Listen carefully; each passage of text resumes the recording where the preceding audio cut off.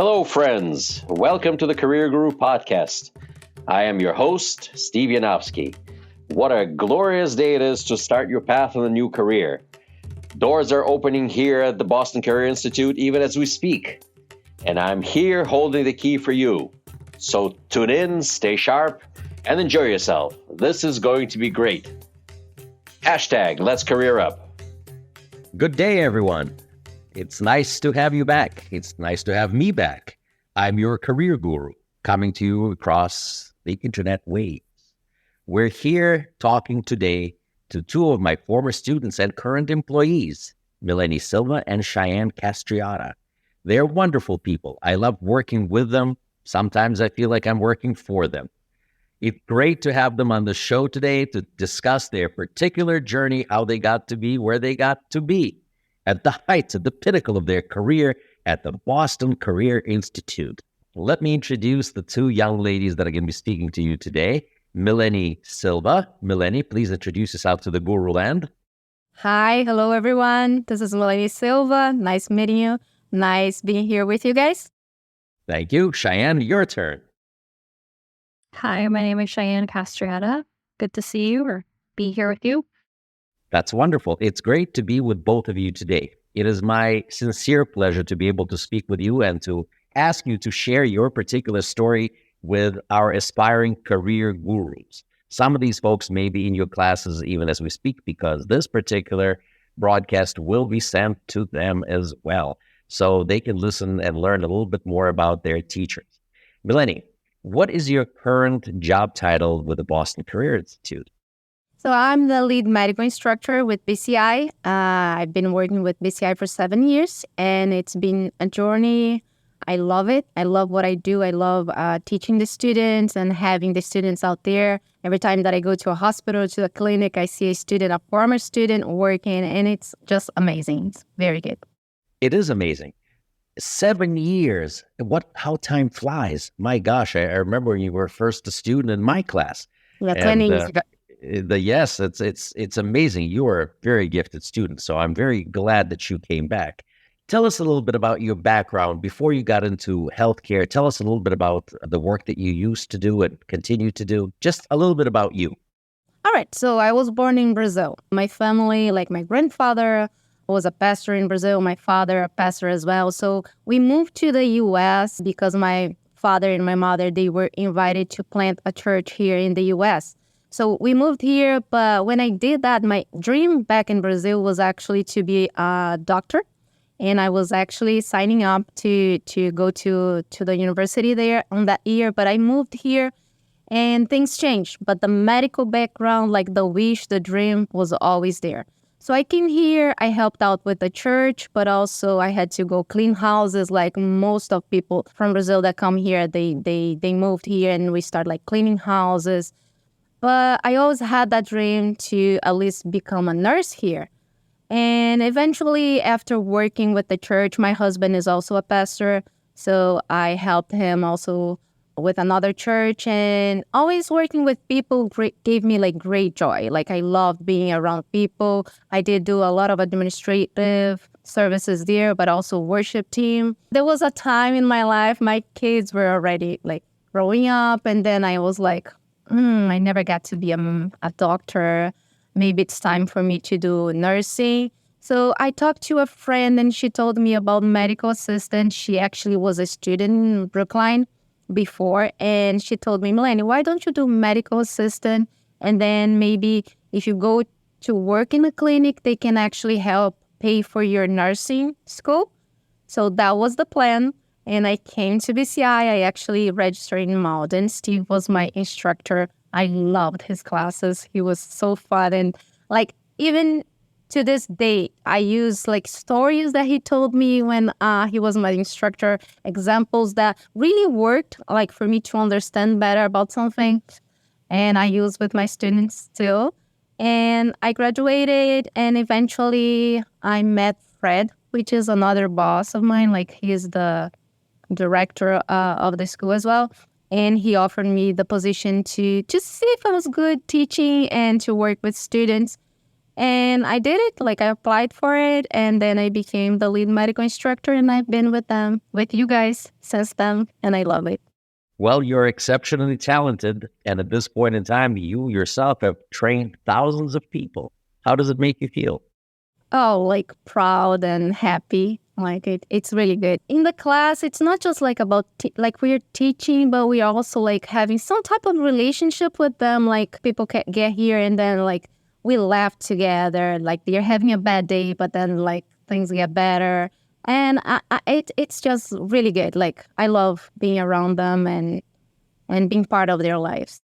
How does it make you feel when you see your students in different clinics and different places that you run in? I scream, man. Like sometimes, like I'm walking at the hallway, and then someone sees me, and then they're like screaming, "Oh, Miss Milene!" And then I scream as well, and then we hug, and it's fun. It's like a mission accomplished. That's Excellent, excellent. And don't worry about being a doctor. You know, there's all sorts of doctors out there. You're a doctor of the soul. I know that you affect so many different people. I'm bestowing upon you, the career guru is bestowing upon you a official title of the doctor of the soul. Can I get the pay for that as well? I will print the thing myself for you. All right, Cheayann, I know you were avoiding being put in the spotlight, but it's your turn. Introduce yourself again to the folks. Tell us what you do in BCI.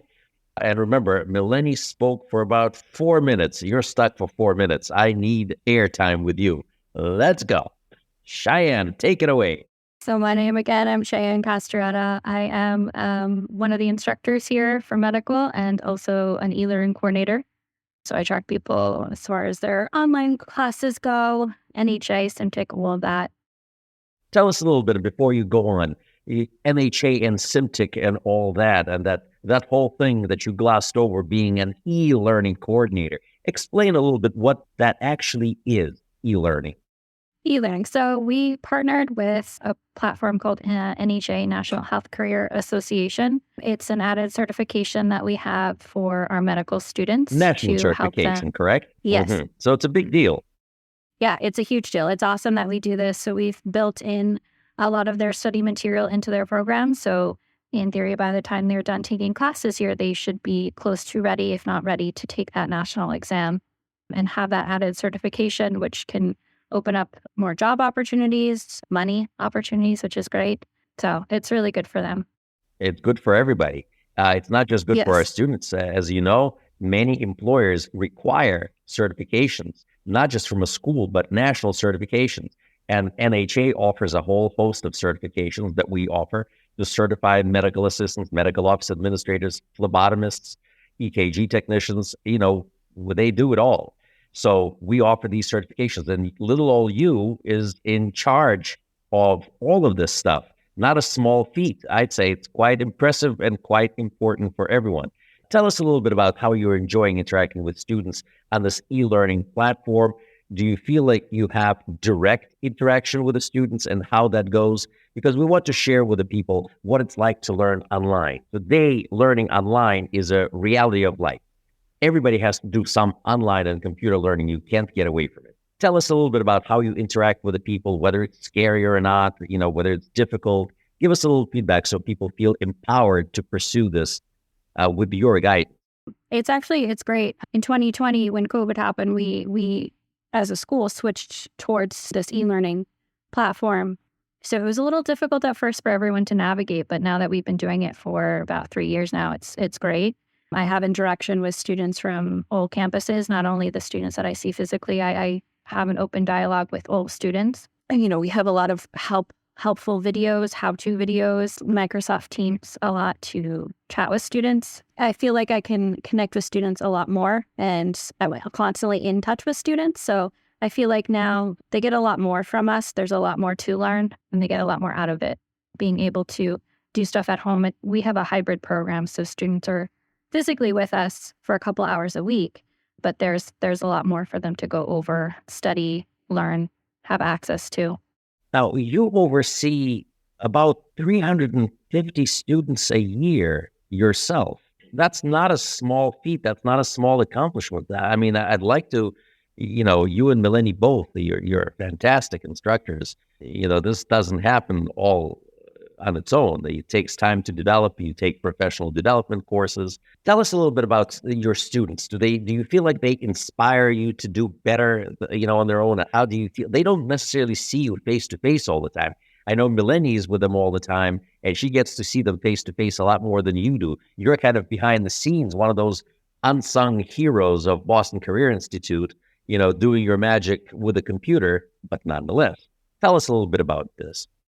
Yeah, no, it's fun. I love when I get to go to Brookline and actually meet some of the students, because then they're like, oh my God, it's you. I get to see you in person, because they see me in videos. They see me as basically a computer screen sometimes. But it's really great working with people, kind of like mirroring what Milene was saying. It's wonderful to see their journey here and see them succeed, and, hearing their stories and all of that, and having them open up to us and, laughing and all of that. It's a little bit difficult at first for students who really never had too much interaction with a computer screen as a means of education, as a means of learning. But you gently guide them through that particularly difficult waters of learning online. And then towards the end, they kind of grow into it and they see, hey, there's a lot more to this, right? Is that kind of how it works? A little rocky in the beginning, but not too much. I mean, I figured, and correct me if I'm wrong, if you know how to text and email, you can pretty much do e-learning. Yeah, Microsoft Teams is also on the phone, so it is almost like I'm texting students most times. We try to ease students into the platform. So like I said, we have NHA, but we always start with just Microsoft Teams. We get them comfortable with this platform, and then we'll add a little bit more. During our online classes, I am available. I will show them, I mirror them my screen so that they can see where to click, how to go to things. I have instructional videos. I don't throw anyone to the wolves, so I am always available as well. So anytime there's an issue, I always say, never wait. Don't wait. 16 weeks goes by so fast. So if you wait to see your teacher in person or me in person, we've lost a lot of time there. So I always say just message. Even if it's in the middle of the night, I might not see it, but I'll get back to you as soon as, I can. And I know you do. I know Milene does. I know I do. It's a 24/7 pursuit. I know that we never leave, like you said, we don't toss people to the wolves. That's not what educators do. That's why I'm speaking to you. You are fantastic educators, absolutely fantastic. Definitely one of those things that I could put on my wall and say, these are my people. It's wonderful to have you both here, and I know the students appreciate you very much, as we see from all of the texts and emails and cards that you folks receive from your people. I mean, think about this. Cheayann, how long have you been with BCI, Boston Career? About 6 years. So you and Milene, about the same time you came on board. If you take the number of people that you interact with, I want you to think about this just for a second. It's well over 2,000 people, 2,500 people roughly, walking the streets of Massachusetts and beyond, who are nationally certified and are doing things and are going to school. Now, I know that these folks, when they complete this training right now, they're heading to bigger and better things. I know Milene was talking about she wants to be a nurse. You will be. You will be an RN. Those of you who want to accomplish this, you will. But this amazing feat is so much easier to accomplish when you learn to learn. This is what we're doing here. We're teaching people how to learn in the new environment and take these national certification exams through NHA. NHA, National Health Career Association, is one of the biggest credentialing bodies out there. And what else do we do here? We offer people an opportunity to take the exam here in our campuses. Both of you are credentialed with NHA to oversee these exams, are you not? Yes.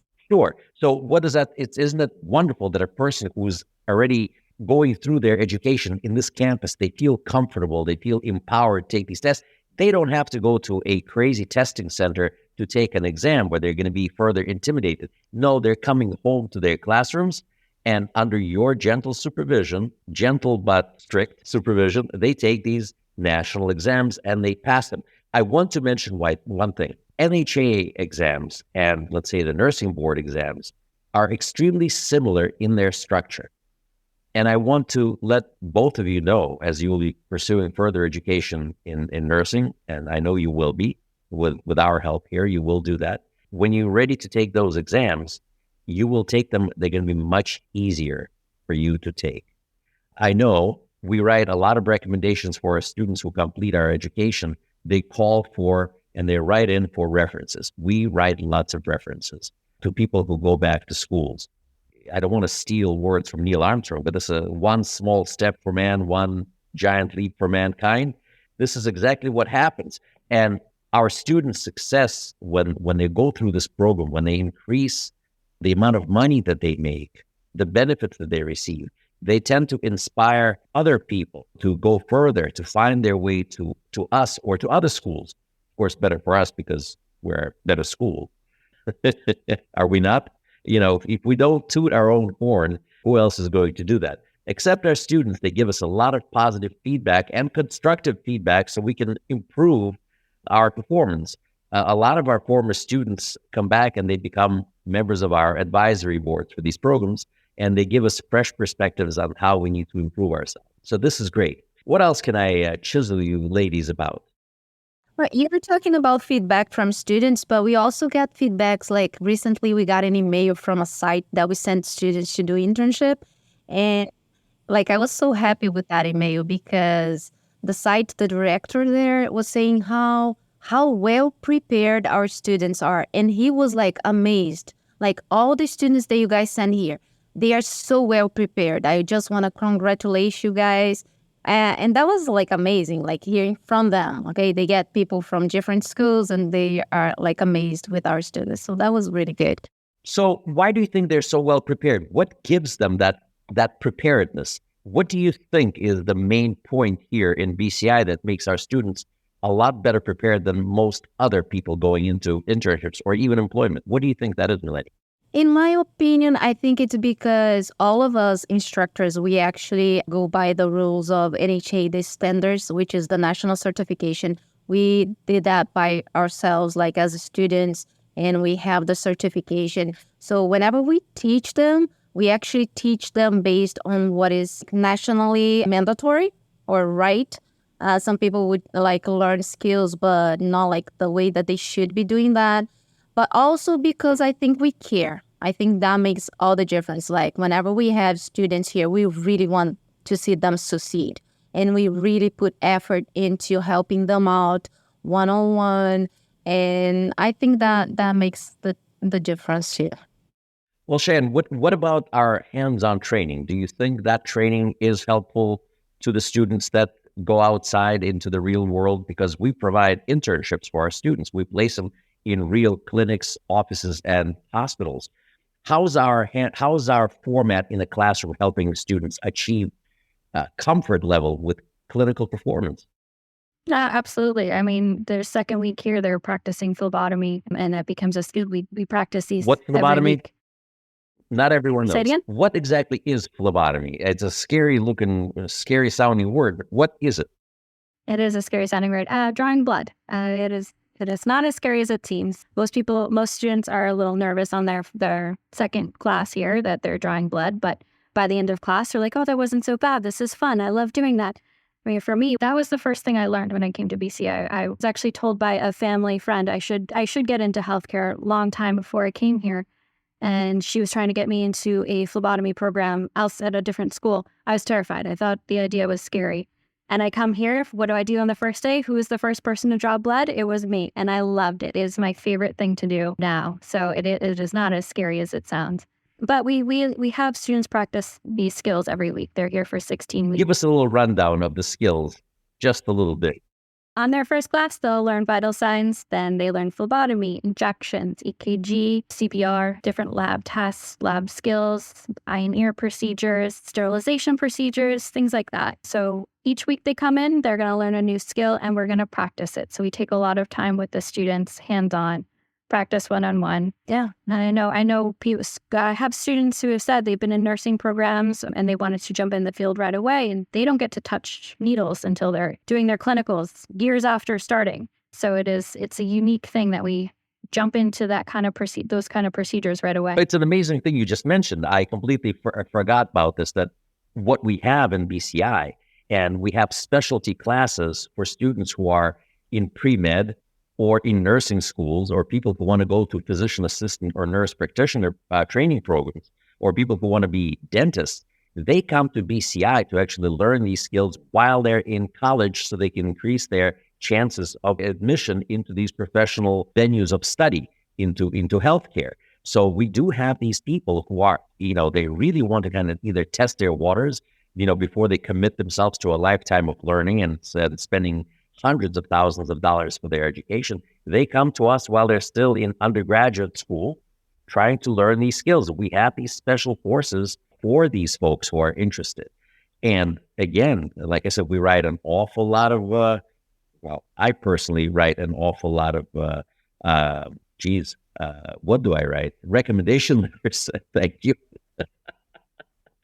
Yes, soon, Milene, you'll be taking over my job. I'm heading over where the guru is going to retire to the Castle of Solitude with Superman and take his retirement there, if my wife consents.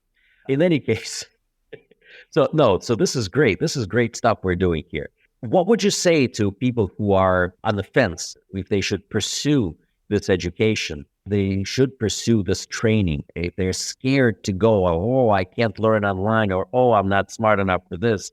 What would you say, Milene? You say something, and Cheayann, I want to get your feedback on this too. Don't put limits there in what you can do. Come to the campus, okay, during a class time, and then see the students engaging and see how you feel about it. Also, don't worry about your age. One thing that I like about our students here, like we have students that come like fresh from high school, okay?